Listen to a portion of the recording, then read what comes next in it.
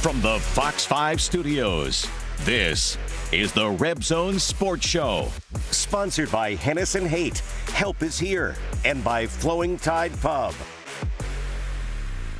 Here's Henley, got inside the paint, good leave off to Njai, dunks it home. 2 weeks ago, we had a lot of confidence, going into Christmas through the holiday break. Coming out of the holiday break, we were feeling really good. We struggled a little bit. Our confidence gets rattled a little bit, and kind of here we are. So it's one of those things that it's a tricky thing, but we'll get back into the gym and, hopefully that working together and working kind of toward that, figuring out a way to beat Utah State. Confidence will kind of turn a little bit for the better, and then we'll be kind of feeling good again. Here's the big man, Cherry. Kicked out. Another three for Henley. Got another. Boy, Henley with his third triple of the afternoon. Get right back to it on Monday. Obviously watch film tomorrow, take a little bit of rest on the body. Obviously we just get back to work hard, get our mindset right. Big show on the RebZone tonight. Back to work for the Runnin Rebels, whose goal of winning the Mountain West Championship is still in front of them. Strong start to conference play, but UNLV dropped the last two on the road at Boise State and Colorado State. And they got two big matchups coming up, 25th ranked Utah State at the Thomas & Mack on Wednesday night and ending the week against San Diego State in San Diego. We heard from Jaden Henley about his confidence. It's still there. Your guys are still hungry. Talk about what you're seeing in practice. Yeah, kind of like he said, two tough games for us, but there's nothing we can do but keep getting after it, keep working, and know that we just got to continue to figure out ways to make plays, play hard, compete, and just go into each game with that attitude. And no doubt we saw a lot of great action this week in the Mountain West, but here's what's on tap for the Runnin Rebels this week. Like I mentioned, Wednesday night, 25th ranked Utah State rolling into the Thomas & Mack and wrapping up the week on the road against San Diego State. Coach, you got a big week ahead of you. What do you want to see defensively from your guys? Yeah, we got to tighten up. We got a little on our heels there this week, and we were a little bit too timid and passive, so we got to pick our energy level up. We got to get our swagger back a little bit and just kind of play each possession, understanding the importance of each possession and how we need to make it look the way we want it to look. So that's going to be our focal point going into these next few days, getting ready for this week. It's been a lot of fun at the Thomas & Mack, 8-1 at home this season. Excited for Wednesday night against Utah State. Well, let's take a look back. UNLV ready for another fight in the Mountain West against the Rams, the Runnin Rebels. Team manager Chance Blackdeer brought out his family and Rebel Nation to watch the fight in Fort Collins. And hey, you can always count on Jaden Henley to bring the energy out the gate for the Rebels. Henley finished 4 of 7 from deep last night on the road. The Rebels keep the ball moving. DJ Thomas swings it to Jalen Bedford for 3. UNLV jumps in front 18-16 over Colorado State. Here comes DJ Thomas showing off in the paint, finishes at the rim for 2.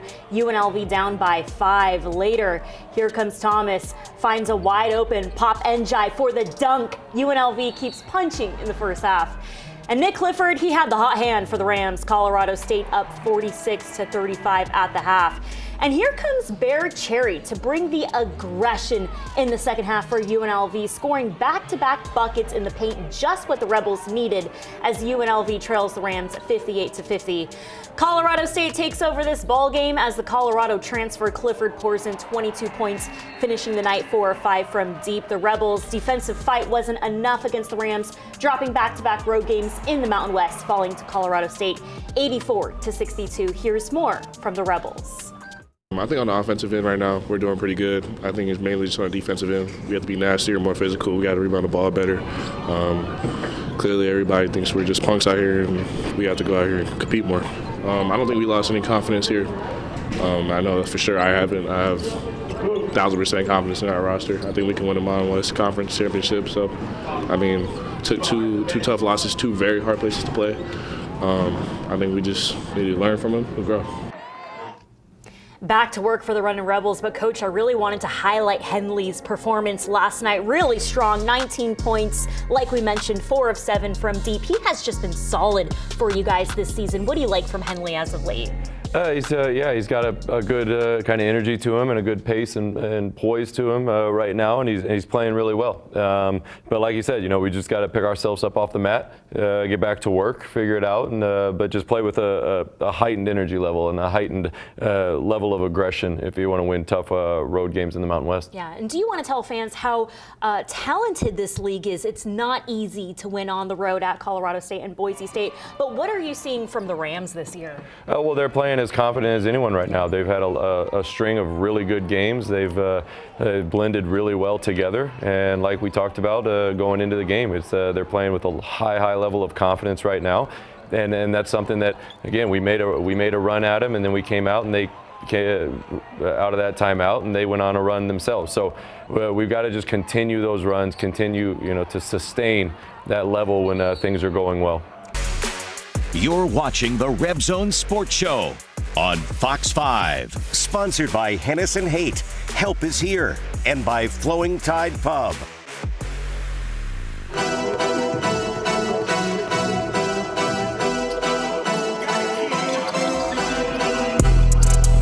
Yeah, just again, he's a really good player. It's you can't guard Degenhart with one guy, and so there was a couple times where we just, again, they ran some good stuff. We were a little bit out of position, and he makes you pay. And especially there in that first half, Cardenas creating advantages for teammates, Degenhart finishing, creating plays for teammates. If you want to stop Boise, that's 1 and 1A right there. Those two guys making plays not only for themselves but for others. And again, there's going to be a handful when we watch film, and I'm sure it's going to show we're not far off. We just again got to be a little more on our toes. We got to be a little more aggressive and just kind of pick up the tempo and just fight and compete.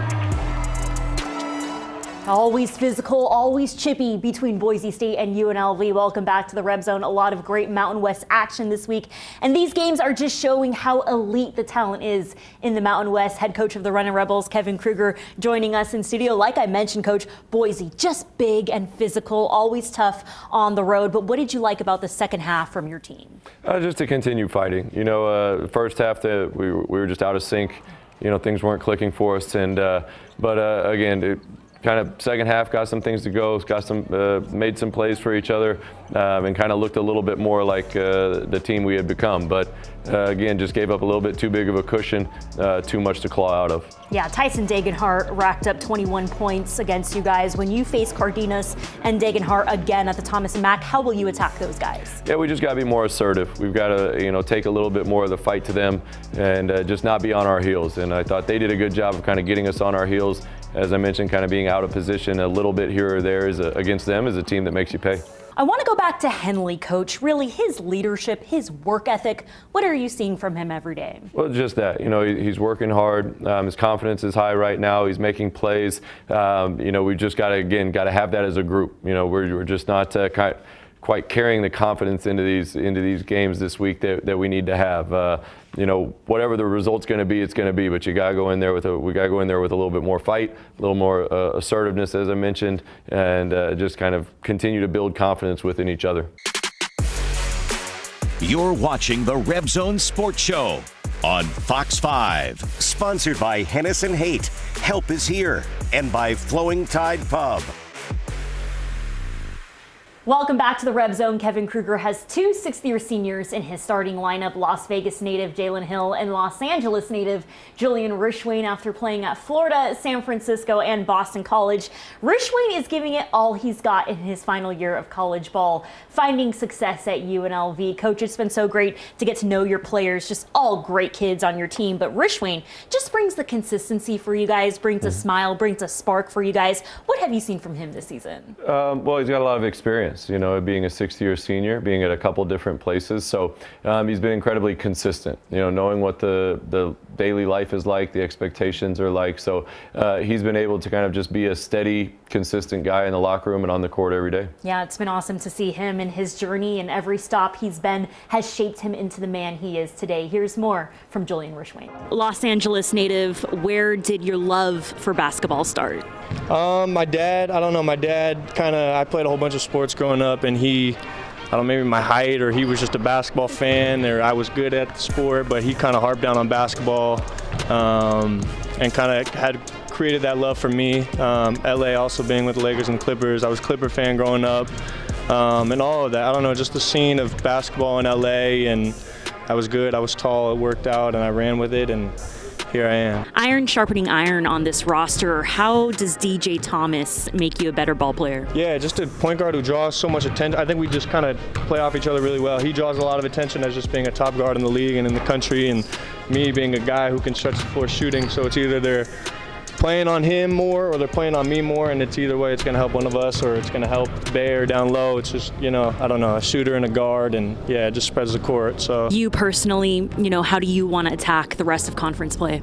Just to be, just a consistent, gritty guy on our team. Someone just grow as a leader too. I play a whole bunch of minutes to just be someone that they can continue to rely on, and someone trust they can trust later on down the games, and just to continue to win and do our thing on the court. I'll wrap it up with your family. It's been a tragic week for everyone in Los Angeles. What can you tell fans about your family back home? My family's safe. Thank God my house is good, but I know so many people who have been affected, and it's really sad. I know they're doing all they can, but with the wind and everything, and Palisades, which has been just completely destroyed, and I got family in Pasadena who had to evacuate, and scary stuff, that it's controlled, but it's not really controlled, and you just can't really do much about it, but God bless my family, it's safe. Yeah, I want to show some video of our local firefighters from Henderson, Clark County, northern Las Vegas as well, all going out to Southern California and LA. Talking to your players this week, Coach, for your LA native guys, how much are you there for them during this time? We try to be as much as possible. It's you want to make sure that they're of course mentally focused of what's going on, but also understanding that that there's going to be times, I'm sure, where their mind is elsewhere, and it's totally understandable.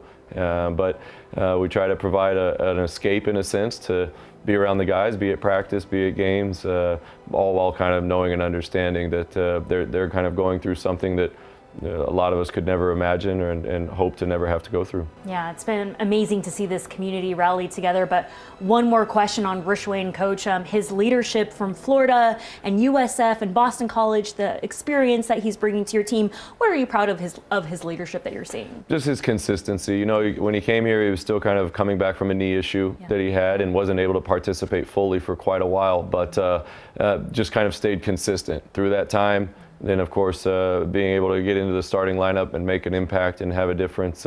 He's one of the guys on the team that I think everybody, you root for. He's easy to root for. He's easy to play with. And as we continue to go forward and continue to have conference season, he's somebody that's we're gonna lean on a lot and have a great year. You're watching the RebZone Sports Show on Fox 5. Sponsored by Hennessy Haight. Help is here. And by Flowing Tide Pub. Akana was open. Instead, they give it to Martinez. Straightaway three.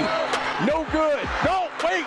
Yes! He hit it, and he's fouled. Oh, another rib forever. Whoa!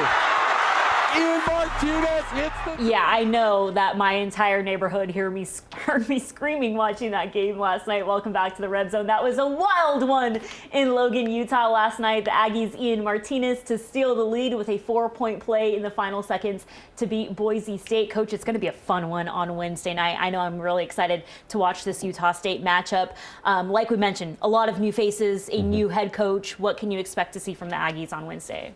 Just that they play incredibly hard. They play for each other, and we've just got to be on our toes. We got to have a great bounce to us, a great approach, be assertive, because we feel we're a good team, and we just didn't show it this week. So we got to kind of turn the page a little bit and get ready for a really, really tough one on Wednesday.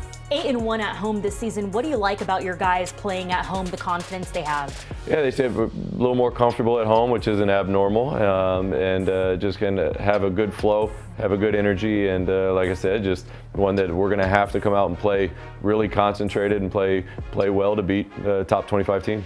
Yeah, like I mentioned, Ian Martinez was able to hit the game winner and make a 4-point play out of his 3-and-1. Here's more from Martinez post-game last night in Logan. Once again, I mean, it wasn't a pretty win. I mean, obviously with the last shot, it might look like one, but we just made one more play than them. They were up basically the whole game, you know. So just towards the end, we were able to make that big play, but we try to make, we just try to limit as many mistakes as we could, even though we had some.